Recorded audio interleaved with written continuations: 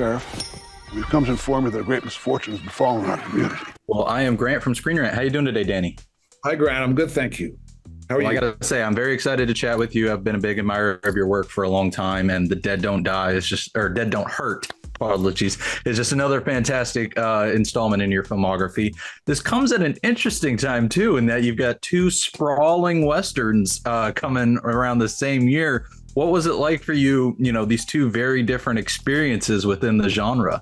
With a friend of mine, a wonderful producer by the name of Jeremy Thomas, slipped The Dead Don't Hurt script to me. I read it with a certain amount of relish because I knew that Viggo was involved, and I was really surprised by its non-linear approach. It's kind of told out of chronology, and that created a sort of suspense to the telling of this story.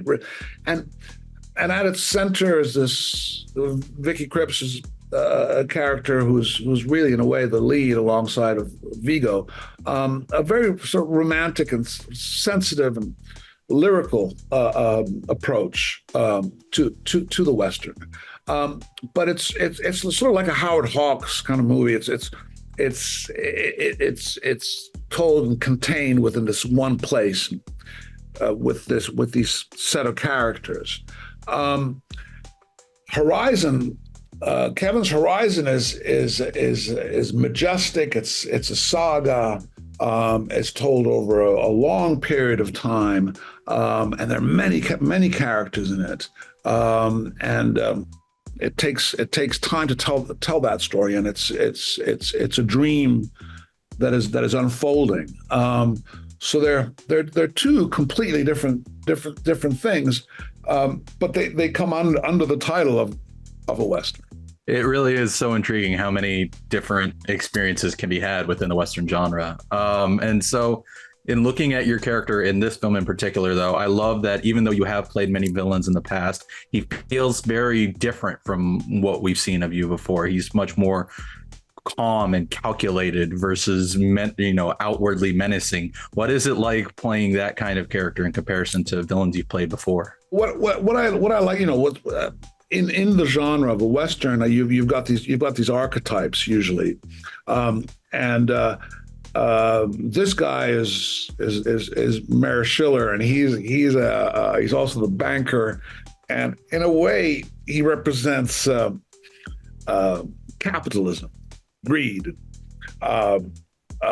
finance, and he's trying to bring some sort of normality to the situation. Yes, maybe he's a little corrupt or whatever you want to call him, but he's trying to contain the situation. And Vicky Krieps, who I mentioned is the lead of the piece.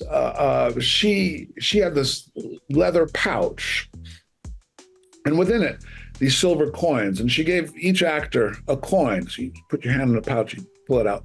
And mine said wisdom. So I really took that on board. I thought, that's a great note. I'm gonna try to play him that way.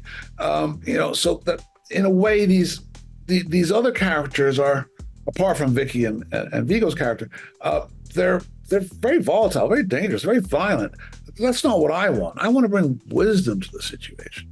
And I want to bring some calm so that I can exploit, because otherwise things will get out of hand and there's no profit in it.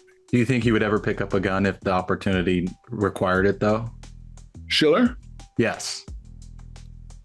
Yes, I think he probably would in that environment, but he'd rather use a judge that he's got in his pocket to do the hanging for him. I did love that courtroom scene. That was pretty entertaining, to say the least. I see I'm almost out of time, so before I let you go, another project of yours that you got coming up I'm looking forward to is The Crow. I'm a huge fan of the original, and I'm really curious to see what you guys do with it. Obviously, there's this huge looming shadow over it regarding Brandon Lee's legacy with the original, and I'm curious for you, what is that like going into this production and coming up with on the release with kind of in the back of your mind? Yeah, in a way, you don't want to really remake things that are good. You know, you want to kind of leave them alone because they're good. Why remake them? But having said that, they're also an inspiration. As much as you want to respect what was made before, you also want to do something different. You don't want to imitate it. You'd be doing the same thing, and it would be worse.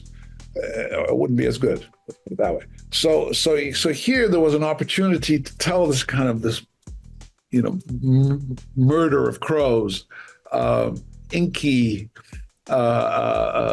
story about revenge, and just to take it into another, create a different visual language for it, but yet still be inspired by it and its characters, but make something different. Well, like I said, I'm really excited to see what you guys do with it. I love Bill. I love you. And I think from what I've seen of the trailers, it looks like it's going to be a fun ride. So, but in the meantime, I really look forward to getting the word out about The Dead Don't Hurt. It is such a beautiful movie from start to finish. So thank you, Danny, for taking the time. I greatly appreciate it. Thank you. You got it. Thanks a lot. Take care. I am fine, Mr. Jeffries. No, you most certainly are.